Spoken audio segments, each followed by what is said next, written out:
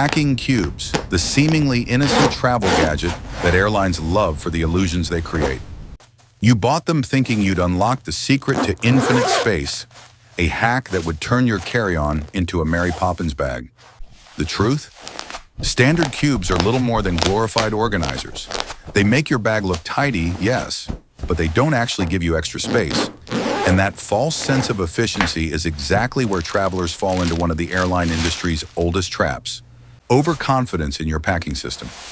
If you want real results, the game changer is compression cubes, the kind with a second heavy-duty zipper that cinches every last pocket of air out of your clothes. Used properly, they can shrink a week's worth of shirts into half their size. Combine that with the Ranger roll, a brutal but effective military folding method, and suddenly every square inch of your carry-on is optimized. Fold the cuff inside out, roll tightly, lock it down. No wrinkles, no wasted space. That's the science of precision packing.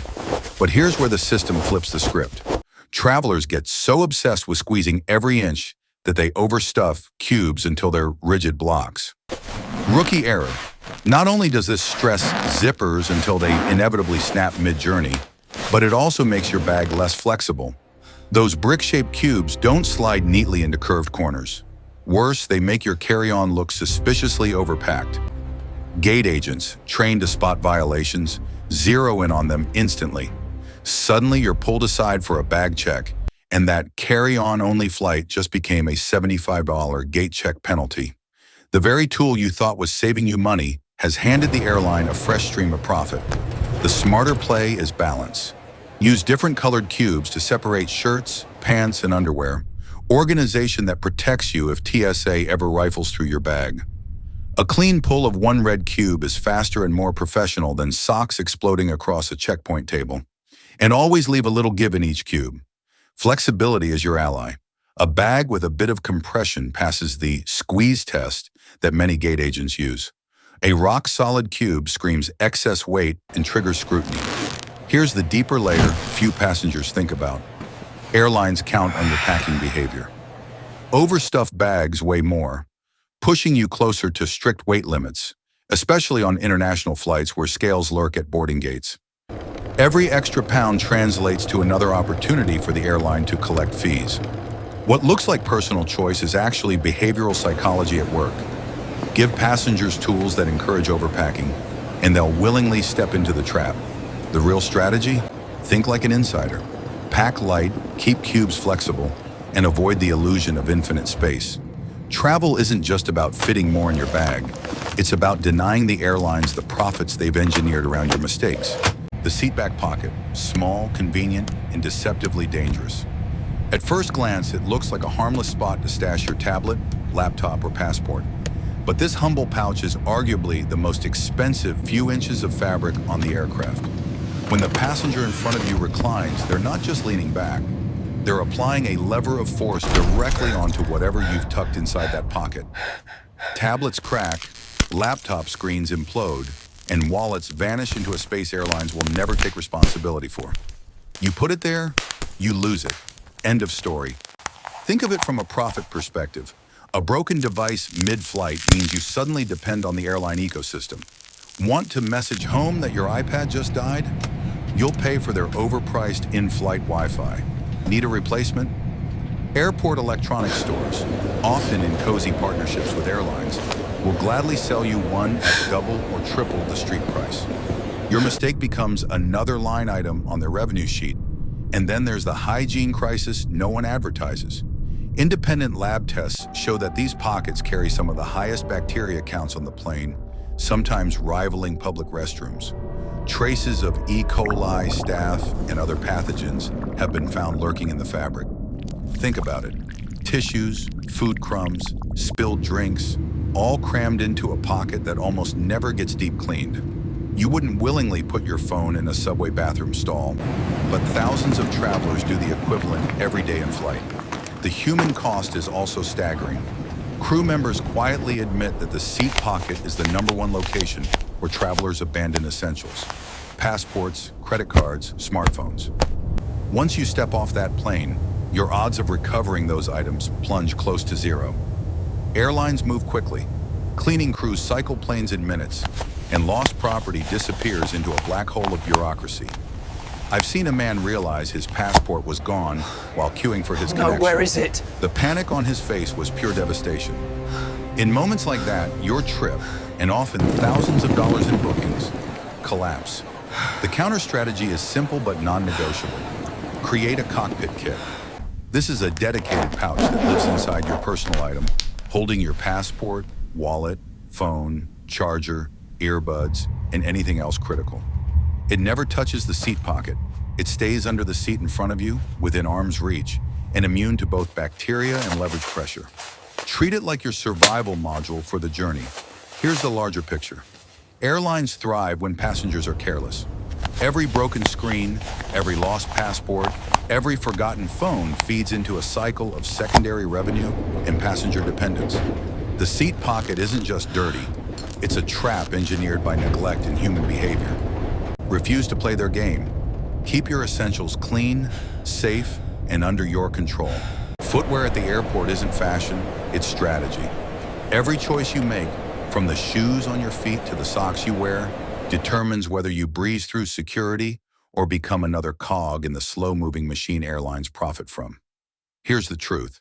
The wrong shoes don't just slow you down. They cost you time, money, and in some cases, safety. Slip-ons are the undisputed champions of air travel. Loafers, elastic lace sneakers, anything you can slide on and off in under 3 seconds. That's the gear professionals use. Contrast that with boots laced up like medieval armor. The TSA loves those. Why? Because the longer you spend fumbling with your footwear, the more bottlenecks they create, and the more the system pushes you into spending. I'm gonna need you to Time step wasted aside, in please. line means missed come on. connections, last-minute rebookings, and a captive audience for overpriced airport food. Delay isn't just an accident, it's a revenue stream, but the real hidden trap lies in shoe construction. Many stylish boots and even high-quality dress shoes contain a metal shank in the sole for arch support. Invisible to the eye, but not to the scanner. When the alarm sounds, you're flagged, pulled aside, and marched into secondary screening. 10 minutes gone. And while you're stuck getting patted down, boarding groups Excuse me, advance, ma'am, please step over here. overhead bin space disappears, and your risk of paying a gate check fee rises. That's how a tiny metal strip quietly drains your wallet. Flip-flops might seem like the opposite solution, but they're a disaster in disguise. Sure, they glide through security, but they're a liability in every other respect. Airports require marathon-level walking, miles of terminals, moving Group 2 now walkways, boarding. endless queues. By the time you reach your gate, your feet are throbbing. And in the worst-case scenario, an emergency evacuation, flip-flops can slip off, cause falls, and slow your exit. Safety investigators have repeatedly highlighted footwear as a factor in evacuation delays. Airlines don't advertise this, but they know it. Your easy choice is really a hazard. Here's another overlooked factor: altitude. At 35,000 feet, your body changes. Cabin pressure causes your feet to swell, sometimes dramatically. Shoes that fit snugly at departure can feel like torture devices mid-flight. This is why socks aren't optional. They're a protective barrier against both hygiene and circulation issues. Security floors are a soup of coffee spills, grime, and biohazards. Bare feet? That's exposure you don't want. Add the fact that compression socks improve circulation and reduce the risk of deep vein thrombosis on long-haul flights, and suddenly the humble sock becomes essential survival gear. The bigger picture? Airlines don't care what shoes you wear, but the system benefits from your inefficiency. Every delay in security, every rebooking caused by a missed gate, every health issue aggravated by poor choices, it all feeds the machine. Smart travelers know that footwear isn't about style. It's about leverage, speed, and control in an environment designed to strip it away. Last-minute packing is the silent saboteur of modern air travel. On the surface, it looks like nothing more than procrastination, throwing clothes into a bag hours before your flight. But in reality, it's the entry point into an entire system designed to profit from your panic. When you pack in a rush, you're not making decisions. You're making mistakes. And every mistake is money in the airline's pocket. Think about it. Rushing means you forget to separate your liquids. So TSA confiscates that $40 face cream. It means you don't weigh your carry-on, so you're blindsided by a gate agent scale Where is and my slapped with a passport? $75 check-in fee. It means you arrive stressed, disorganized, and primed to accept every overpriced convenience the airport ecosystem throws at you. Whether that's a $7 bottle of water, a $20 neck pillow, or an impulsive upgrade just to make the chaos stop. Airlines and airport retailers know this. Their data is clear. Disorganized travelers spend significantly more than prepared ones. This isn't coincidence. It's strategy. The travel industry thrives on psychological pressure. By compressing timelines, they nudge you into high-stakes decision-making with no time to weigh alternatives. It's the same behavioral economics used in casinos. Keep you anxious, keep you reactive, and the house always wins. That last-minute packing habit, it's not just a personal flaw.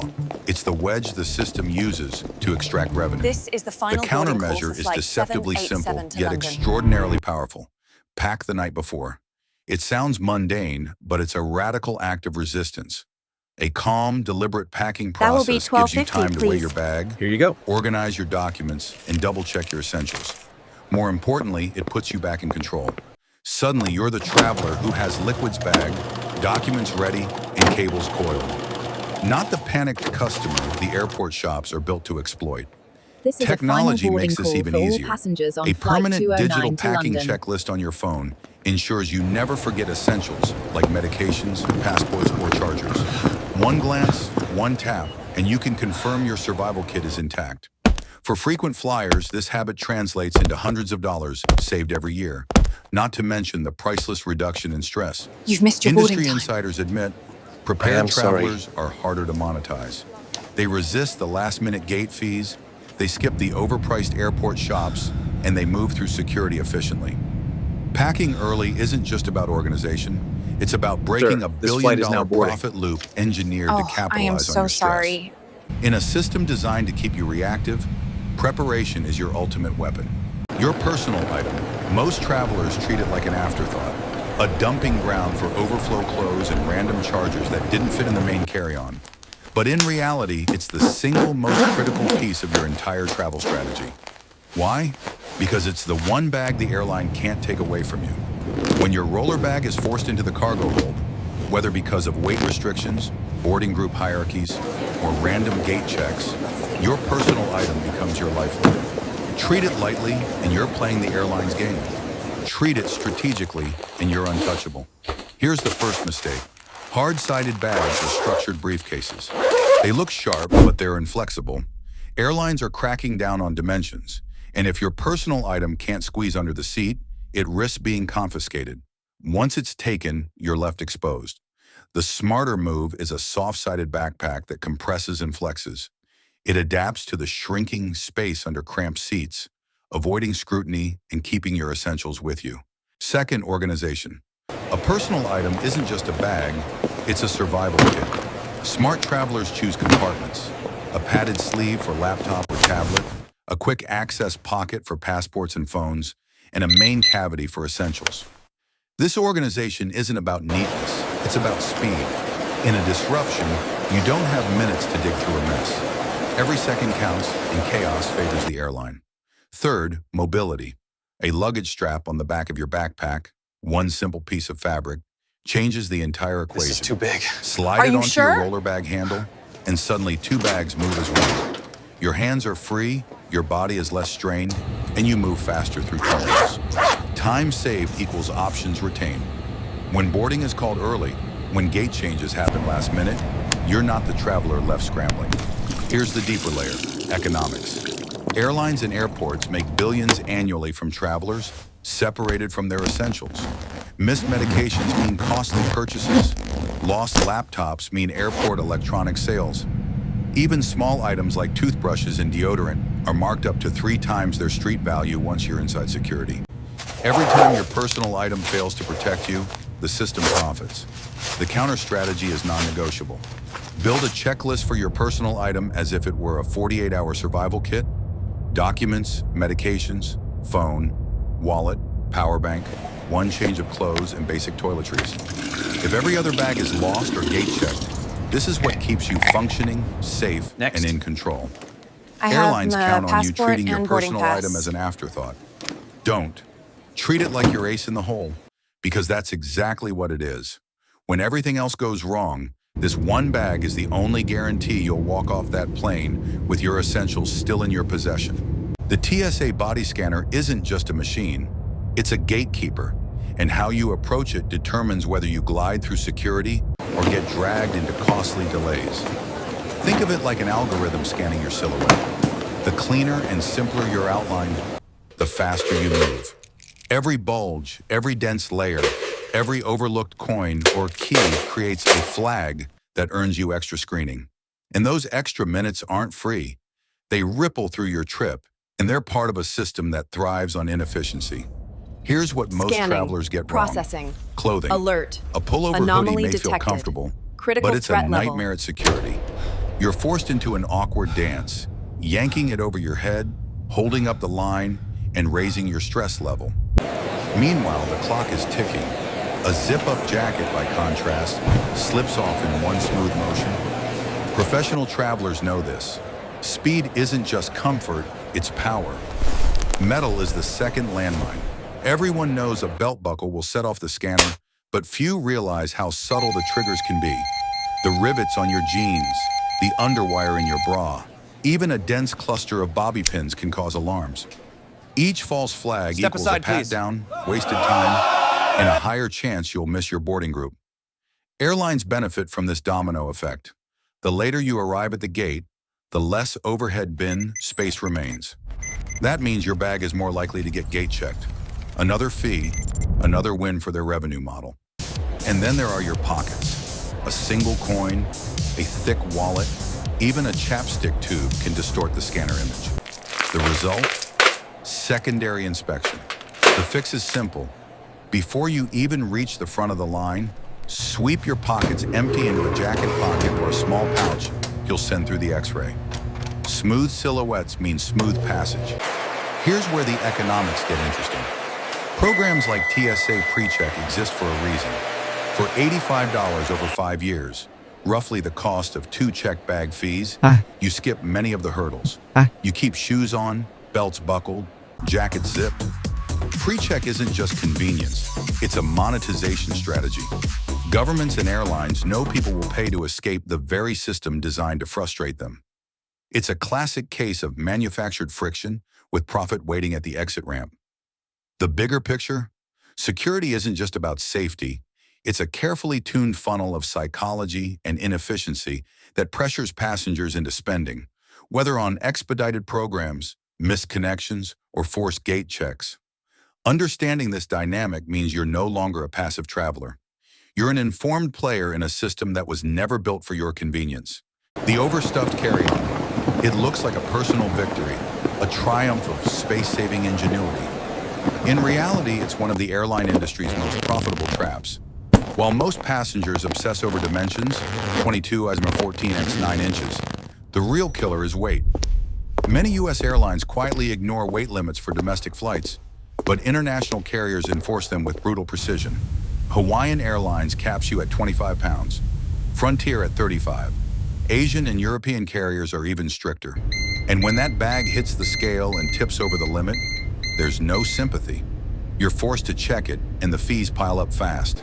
Compression tubes fuel this paradox. This one feels rather heavy. Clothes into neat little bricks, but physics doesn't lie. You haven't made your bag lighter, you've made it denser. Oh, no! That miracle packing job becomes a bright red flag for gate agents trained to spot overloaded bags.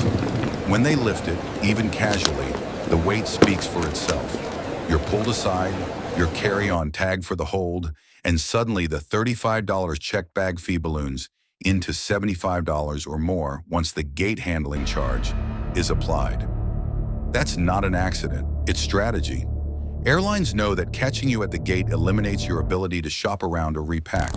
You're trapped, and they monetize the trap. The deeper issue is psychological. Travelers equate preparedness with Business quantity. class. More outfits, more shoes, more just-in-case items. I am afraid your bag is Airlines overweight. exploit this behavior by promoting the illusion that carry-on travel saves money. In practice, overpacking makes you vulnerable. Every extra pound increases the odds of being caught, and every forced check-in boosts their revenue. The system is designed to make you overpack and then punish you for it. The countermeasure requires discipline. Use the half rule. Lay out everything you think you need, then put half of it back. Harsh, yes, but liberating. Focus on mix and match outfits. Dark jeans that work across 5 scenarios, 1 versatile jacket instead of 3. Shoes are the worst offenders. A single pair of sneakers and 1 formal option cover 90% of trips. Anything beyond that tips you into fee territory. Placement matters too. Heavier items, shoes, toiletry kits, should sit near the wheels at the bottom of your bag. This stabilizes the suitcase, prevents tip-overs, and reduces the chance that dense items will crush delicate clothes. A balanced bag isn't just easier to roll. It looks lighter to the casual eye of a gate agent, and perception matters. A bag that glides effortlessly and compresses slightly under pressure looks compliant, even when it's near the limit. Here's the bigger picture. Airlines profit most from travelers who mistake capacity for freedom. Overstuffing is the easiest way to hand them control. Real freedom comes from restraint. Pack light, travel smarter, and deny them the very leverage they're counting on. The TSA's 3-to-1-1 liquids rule seems simple on paper, but in practice it's a billion-dollar revenue engine hiding in plain sight. 3 ounces, technically 3.4 or 100 milliliters, per container. 1 quart-sized clear bag, 1 bag per passenger. Break the rule, knowingly or not, and your expensive products vanish into the trash bin. No. That bottle of cologne you forgot was in your carry-on? Gone. The $80 face cream you thought looked small enough? Confiscated. And every confiscation creates a ripple of profit downstream, because just past the checkpoint, airport shops wait with shelves of travel-size replacements at triple the street price. Here's the subtle trick. It's not how much liquid is inside the container that matters. It's the container's size. A nearly empty 8-ounce bottle still counts as 8 ounces, and the TSA doesn't negotiate. This confusion is deliberate. By creating rigid rules that clash with common sense, the system ensures a steady flow of mistakes that convert into retail sales. And the definition of liquid is far broader than most passengers realize. Toothpaste, mascara, peanut butter, hair gel, lip gloss, all count. Travelers lose them every day, fueling one of the most reliable profit loops in the entire industry. Even exemptions carry traps. Baby formula and liquid medications are allowed, but they must be declared and screened separately. This often leads to delays, awkward confrontations with TSA agents, and inconsistent enforcement. Some officers wave items through, others demand tests, and the stress forces travelers into compliance. Airlines and airports know the psychology. Stressed passengers buy more. Whether it's a calming drink, overpriced food, or last-minute toiletries, stress translates to spending. Electronic screening is another layer of the same playbook. Anything larger than a smartphone, laptops, tablets, e-readers, game consoles, must be removed and placed in a separate bin. Travelers bury these items at the bottom of their bags, then fumble frantically when it's their turn, holding up the line and raising their own stress levels. That delay cascades forward, creating more missed boarding windows and more gate check fees. What looks like security doubles as a finely tuned machine of inefficiency that airlines quietly benefit from. The counter strategy requires foresight. Invest in reusable 100 ml travel containers and pre-pack them before your trip. Place them in a transparent bag that you can pull out in seconds. Pack electronics last at the very top of your carry-on so they can be removed with a single motion. And if you travel more than once or twice a year, consider TSA pre-check or global entry. Programs that allow you to bypass much of this dance. Yes, they cost money, but they're a calculated investment, offset by the hundreds you'll save avoiding confiscations and delays. Here's the uncomfortable truth. The 3-1-1 rule isn't just about safety. It's about control, psychology, and monetization. Every tube of lotion trashed, every frantic purchase past security, every stressed-out traveler pulled into retail. It all feeds an industry that thrives on your mistakes. Awareness is the only way out. A dead phone at the airport isn't just an inconvenience, It's a total systems failure. In 2025, your phone is no longer a luxury. Boarding group It's 3, your boarding now pass, boarding. your flight status tracker, your wallet, your hotel confirmation, Final call for your boarding proof group of 4. vaccination or visa. When it dies, you don't just lose communication, you lose leverage. And in that vacuum, the airline gains complete control. Think about it. With a live phone, you can rebook flights, change seats, and get Final call. real-time delay alerts directly from the airline app, often at no extra cost. With a dead phone, you're forced into the hands of gate agents and call centers. Suddenly, that same change costs you $40 in service fees, plus wasted time in line. Miss a gate change notification because your phone is dead? That can escalate into missing the flight entirely and being forced to buy a new full-fare ticket. One forgotten charger, one drained battery, and the financial consequences spiral into hundreds of dollars. Airport charging stations appear to be the solution, but they're part of the trap. Many are deliberately slow, some are broken, and others are pay-to-use. Worse, cybersecurity experts warn that juice jacking, malware installed through public charging ports, is a growing threat. The real fix is simple and non-negotiable. Bring a power bank. Not just any power bank, but one that complies with FAA rules. Lithium-ion batteries are banned from checked luggage due to fire risk. Pack it in your checked bag, and TSA scanners will flag it, confiscate it, and you won't even know it's gone until you land with no backup power.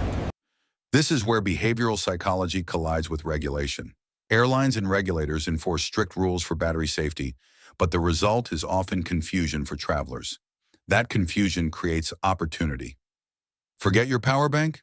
The airport electronics shop will happily sell you one at triple retail. Need urgent access to an outlet? Pay for lounge access. Every failure in your preparation Sir, this is a another restricted profit item center for someone else. We'll have The to counter confiscate strategy this. is straightforward. Charge your phone to 100% before leaving home. Pre-download boarding passes, maps, hotel details, and entertainment, so you're never reliant on unstable airport Wi-Fi. Always carry a compliant power bank in your personal item, and don't rely on finding an outlet at the gate. And here's the expert move. Take a screenshot of your boarding pass. Airline apps can crash, Wi-Fi can fail, but a screenshot never does. The bigger picture? Power isn't just electrical, it's financial. A charged phone keeps you in control, while a dead one hands airlines and airports every advantage. In an industry built on extracting profit from your vulnerabilities, staying powered is one of the simplest, cheapest ways to stay ahead of the game. Boarding a plane isn't just about lining up. It's about navigating a hierarchy designed to remind you where you stand in the airline's profit chain. Overhead, bin space is limited, and airlines know it.